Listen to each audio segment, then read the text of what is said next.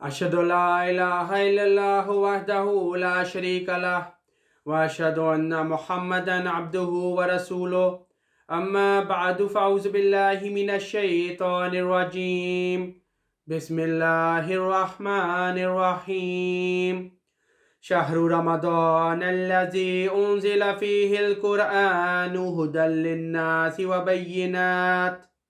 وبينات من الهدى والفرقان فمن شهد منكم الشهر فليصم ومن كان مريضا أو على سفر فعدة من أيام أخر يريد الله بكم اليسر ولا يريد بكم العسر ولتكملوا العدة ولتكبروا الله على ما هداكم ولعلكم تشكرون۔ سورۃ البقرہ آیت نمبر 186۔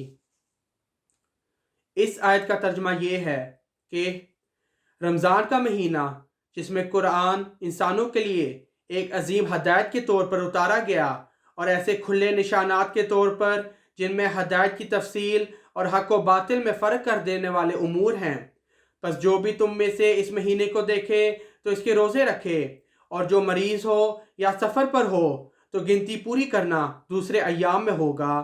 اللہ تمہارے لیے آسانی چاہتا ہے اور تمہارے لیے تنگی نہیں چاہتا، اور چاہتا ہے کہ تم سہولت سے گنتی کو پورا کرو، اور اس ہدایت کی بنا پر اللہ کی بڑائی بیان کرو جو اس نے تمہیں عطا کی، اور تاکہ تم شکر ادا کرو۔ قرآن کریم کی اہمیت، اس کے مقام، اس پر عمل کرنے کی ضرورت، اور کس طرح ہم عمل کر سکتے ہیں، کن لوگوں کے لیے یہ زندگی پیدا کرنے کا ذریعہ بنتا ہے، انسانی زندگی پر اس کے کیا اثرات ہیں، غرض کہ بے شمار باتیں ہیں جن کی تفصیل ہمیں اللہ تعالیٰ نے قرآن شریف میں بتائی ہے، اس لیے کہ نہ صرف ہم اس عظیم شرعی کتاب پر عمل کر کے اپنی روحانی، دینی، اخلاقی ترقی کے سامان پیدا کریں، بلکہ دنیاوی ترقی کے بھی سامان پیدا کریں۔ اور اس آیت میں جس کی میں نے تلاوت کی ہے، رمضان کے مہینے کے ساتھ جوڑ کر قرآن کریم کی برکات کا رمضان کے ساتھ تعلق قائم فرمایا ہے، اور رمضان کے تعلق کو قرآن کے ساتھ قائم کر کے رمضان کی اہمیت مزید اجاگر کی گئی ہے۔ شہر رمضان الذی انزل فیہ القرآن کہہ کر بتا دیا کہ اس آخری شرعی اور کامل کتاب کا تعلق رمضان سے ہے، اور جو شخص چاہتا ہے کہ اپنے ایمان میں ترقی کرے، جو شخص چاہتا ہے کہ اس آخری و مکمل کتاب اور شریعت کو دنیا میں پھیلائے اور دنیا کو پہچان دلوائے اور اس کو جان لے، جو شخص چاہتا ہے کہ اپنے آپ کو حضرت صلی اللہ علیہ وسلم کے زمانے میں لے جانے کی کوشش کرے، جو شخص چاہتا ہے کہ اللہ تعالیٰ کا قرب حاصل کرنے کی کوشش کرے اور فإنی قریب کی آواز سنے، تو پھر رمضان اور قرآن کا حق ادا کرے، ان کے آپس کے تعلق کو جانے۔ اس مہینے میں یہ فاصلے جو عام دنوں میں اور مہینوں میں بہت دور لگتے ہیں، سمیٹ کر قریب کر دیے گئے ہیں۔ بس ایک مومن اس مہینے سے جتنا بھی فیض پا سکتا ہے اسے پانے کی کوشش کرنی چاہیے۔ آیت کے اس حصے کے بارے میں مفسرین نے لکھا ہے کہ رمضان کے روزوں کی اتنی اہمیت ہے کہ اس کے بارے میں قرآن کریم میں خاص طور پر احکامات نازل کیے گئے ہیں۔ حضرت مسیح موعود علیہ السلام نے بھی فرمایا ہے کہ شہر رمضان الذی انزل فیہ القرآن، یہی ایک فقرہ ہے جس سے ماہ رمضان کی عظمت معلوم ہوتی ہے، اور پھر یہ بھی فرمایا کہ اس عظمت کی وجہ سے روزے کا اجر بھی بہت بڑا اور عظیم ہے۔ لیکن ان کے لیے جو ان روزوں اور قرآن کے آپس کے تعلق کا بھی حق ادا کرنا چاہتے ہیں، وہ حق کیا ہے؟ اس کا حق یہ ہے کہ روزوں کے ساتھ قرآن کریم کو پڑھیں اور سمجھیں، اس پر غور کریں، اس کی تفسیر سنیں اور پڑھیں، کیونکہ جہاں تک میرا علم ہے، میں نے جائزہ لیا ہے، ہم سے بھی بہت سے ایسے ہیں، بڑی تعداد میں ایسی ہیں جو رمضان میں بھی قرآن کریم کا حق ادا کرنے کی کوشش نہیں کرتے، پورا نہیں پڑھ پاتے۔ مطلب یہ ہے کہ جس توجہ سے پڑھنا چاہیے اس طرح نہیں پڑھتے، اس طرح غور و فکر نہیں کرتے، اگر پڑھا بھی تو بے دلی سے تھوڑا سا پڑھ لیا، تو بہرحال اس طرف توجہ دینے کی ضرورت ہے۔ پھر شہر رمضان الذی انزل فیہ القرآن کے ایک معنی یہ بھی ہیں کہ اس مہینے میں قرآن کریم کا نزول شروع ہوا، اور حضرت عائشہ رضی اللہ عنہا سے بھی روایت ہے کہ حضرت جبرائیل علیہ السلام ہر سال رمضان میں حضرت صلی اللہ علیہ وسلم کے ساتھ نازل شدہ قرآن کریم کا دور کیا کرتے تھے، اور آپ کے وصال کے سال یہ دور 2 مرتبہ ہوا، یعنی 2 دفعہ قرآن کریم دہرایا گیا۔ بس حضرت صلی اللہ علیہ وسلم کا اسوہ اور اللہ تعالیٰ کے خاص منشا سے آپ کا یہ طریق ہمیں توجہ دلاتا ہے کہ ہم قرآن کریم کو کم از کم ایک بار ضرور رمضان میں ختم کرنے کی کوشش کریں، اور جیسا کہ میں نے کہا اس پر غور کریں۔ جب غور کریں گے، پڑھیں گے، سمجھیں گے تو تبھی ہم اللہ تعالیٰ کے اس ارشاد پر عمل کرنے والے ہو سکیں گے کہ ہدی للناس، کہ انسانوں کے لیے ہدایت ہے، ان انسانوں کے لیے ہدایت ہے جو اس سے ہدایت لینا چاہتے ہیں، اور ہدایت پڑھے اور سمجھے بغیر تو نہیں مل سکتی۔ پس اس کا پڑھنا اور پڑھ کر سمجھنا ضروری ہے، کیونکہ اللہ تعالیٰ نے بھی فرمایا ہے کہ یہ ہدایت دلائل کے ساتھ ہے۔ تم لوگوں کو صرف یہ حکم نہیں دے دیا کرو کہ تم اس کو پڑھو، اس میں ہدایت ہے، بلکہ ہر ہدایت کی دلیل دی گئی ہے، اس کو سمجھو، پڑھو اور اپنے اوپر لاگو کرو، کیونکہ دلائل کے ساتھ سمجھی ہوئی بات پر عمل دل کی گہرائی سے ہی ہو سکتا ہے۔ اگر دل کی گہرائی سے نہ ہو تو نہیں ہو سکتا، حقیقی رنگ میں ہو سکتا ہے۔ اس کے احکامات پر غور کرو اور اپنی زندگیوں پر لاگو کرو۔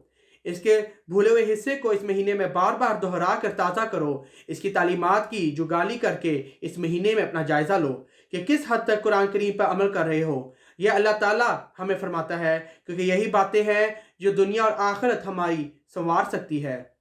بس یہ ایک ایسی جامع کتاب ہے اور مکمل کتاب ہے جس کا کوئی ثانی نہیں، جس میں ہر چیز مکمل طور پر بیان کر دی گئی ہے۔ تمام پرانے دینوں کی غلطیاں نکال دی، تمام پرانی کتاب کی کمیاں دور کر دی۔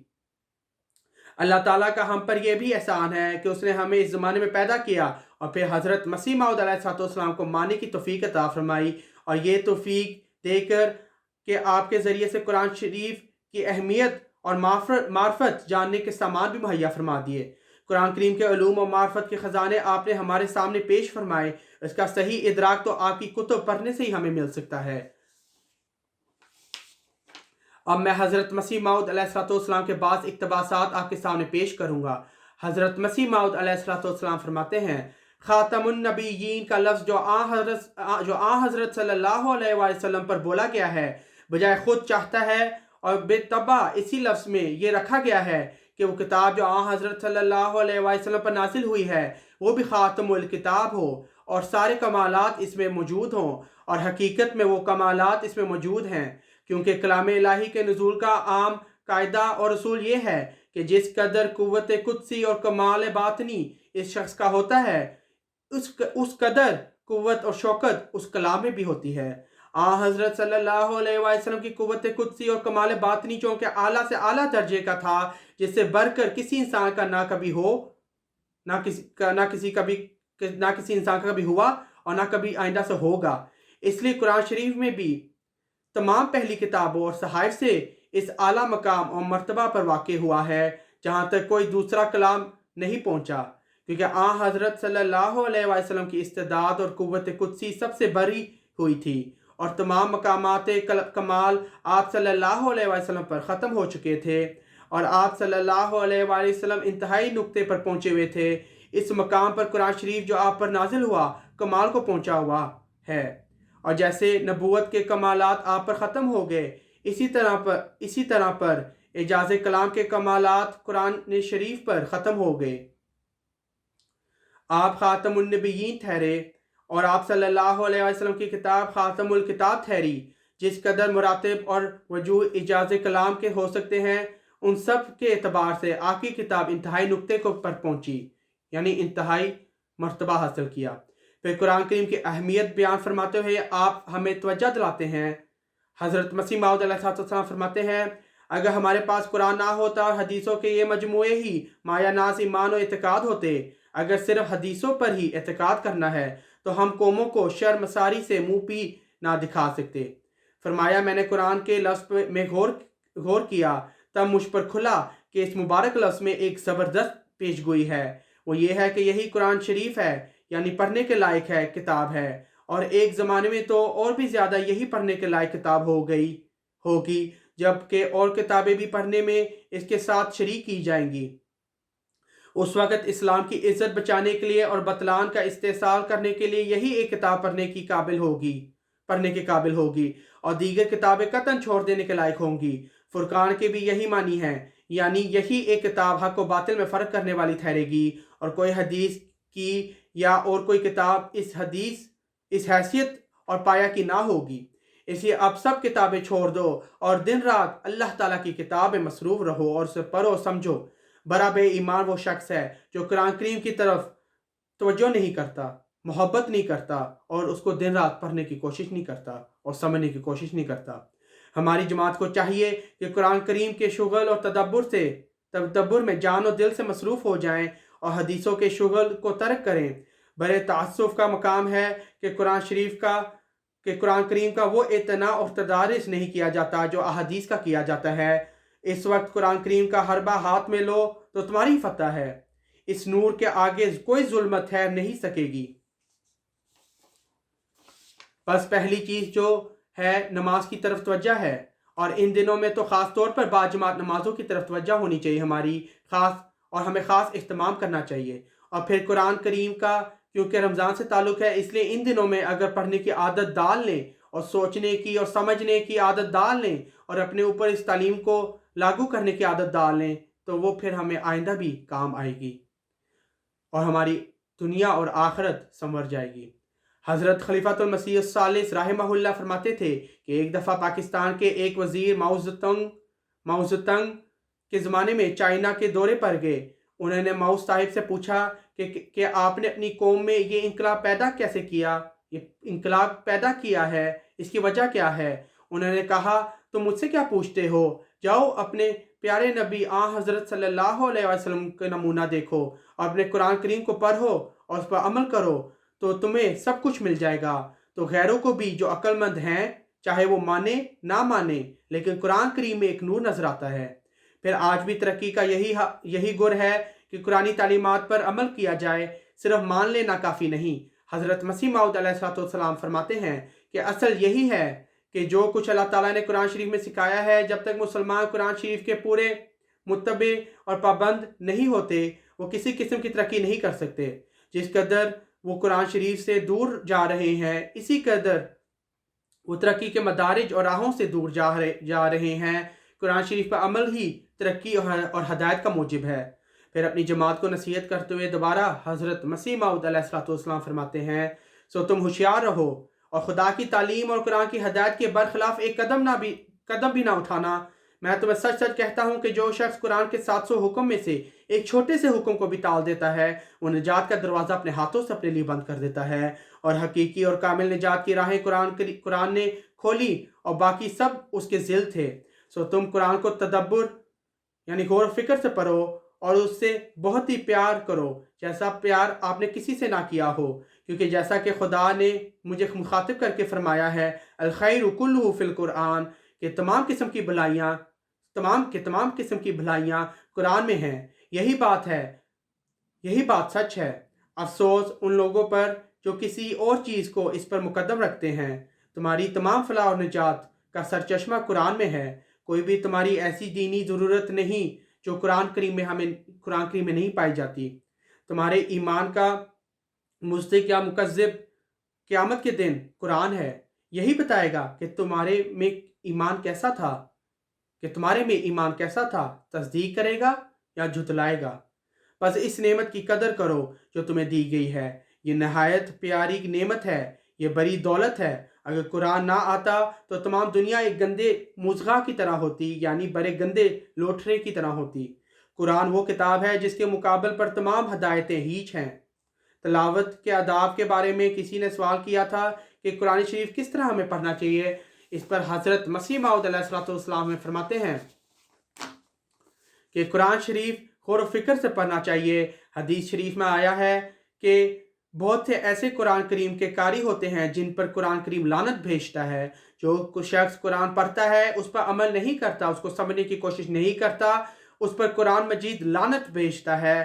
تلاوت کرتے وقت جب قرآن کریم کی آیت رحمت پر گزر ہو تو وہاں خدا تعالیٰ سے رحمت طلب کی جائے، اور جہاں کسی قوم کے عذاب کا ذکر ہو تو وہاں خدا تعالیٰ کے عذاب سے خدا تعالیٰ کے آگے پناہ کی درخواست کی جاوے، اور غور و فکر سے پڑھنا چاہیے اور اس پر عمل کرنا چاہیے۔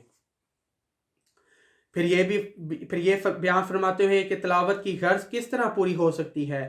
اس پر حضرت مسیح موعود علیہ السلام فرماتے ہیں لوگ قرآن شریف پڑھتے ہیں مگر طوطے کی طرح یوں ہی بغیر سوچے سمجھے پڑھتے چلے جاتے ہیں، جیسا ایک پنڈت اپنی پوتھی کے اندھا دھند پڑھتا جاتا ہے، نہ خود سمجھتا ہے اور نہ سننے والوں کو پتہ لگتا ہے۔ اسی طرح پر قرآن شریف کی تلاوت کا طریق صرف یہ رہ گیا ہے کہ 2-4 سپارے پڑھ لیے اور کچھ معلوم نہیں کہ کیا پڑھا، زیادہ سے زیادہ یہ کہ سر لگا کر پڑھ لیا اور قاف اور عین کو پورے طور پر ادا کر دیا۔ قرآن شریف کو عمدہ طور پر اور خوش الحانی سے پڑھنا بھی اچھی بات ہے، ایک بہت اچھی بات ہے، لیکن اس سے زیادہ ضروری بات ہے کہ ہم اس کو سمجھیں۔ حدیث میں بھی آیا ہے کہ اچھی تلاوت کرنی چاہیے۔ پھر یہ بیان فرماتے ہوئے کہ کلام الہی کی تلاوت سے محبت الہی پیدا ہوتی ہے۔ آپ فرماتے ہیں پرستش کی جڑ تلاوت کلام الہی ہے، کیونکہ محبوب کا کلام اگر پڑھا جائے یا سنا جائے تو ضرور سچے محب کے لیے محبت انگیز ہوتا ہے اور شورش عشق پیدا کرتا ہے۔ فرمایا کہ دلوں کی سختی کا علاج بھی قرآن کریم میں ہے۔ حضرت مسیح موعود علیہ السلام فرماتے ہیں انسان کو چاہیے کہ قرآن شریف کثرت سے پڑھے اور جب اس میں دعا کا مقام آوے تو دعا کرے اور خود بھی خدا سے وہی چاہے جو اس دعا میں چاہا گیا ہے۔ خود جہاں عذاب کا مقام آوے تو اس سے پناہ مانگے اور بدعمالیوں سے بچے جس کے باعث وہ قوم تباہ ہوئی۔ دل کی اگر سختی ہو تو اس کے نرمی کرنے کے لیے یہی طریق ہے کہ قرآن شریف کو ہی بار بار پڑھے۔ جہاں جہاں دعا ہوتی ہے وہاں مومن کا بھی دل چاہتا ہے کہ یہی رحمت الہی میرے میں بھی شامل حال ہو۔ قرآن شریف کی مثال ایک باغ کی ہے کہ ایک مقام سے انسان کسی قسم کا پھول چنتا ہے اور آگے چل کر اور قسم کا چن لیتا ہے، بس چاہیے کہ ہر ایک مقام کے مناسب حال فائدہ اٹھاوے۔ حضرت مسیح موعود علیہ السلام فرماتے ہیں یاد رکھو قرآن شریف حقیقی برکات کا سرچشمہ ہے اور نجات کا سچا ذریعہ ہے۔ یہ ان لوگوں کی اپنی غلطی ہے جو قرآن شریف پر عمل نہیں کرتے۔ عمل نہ کرنے والوں میں سے ایک گروہ تو وہ ہے جس کو اس پر اعتقاد ہی نہیں اور وہ اس کو خدا تعالیٰ کا کلام ہی نہیں سمجھتے۔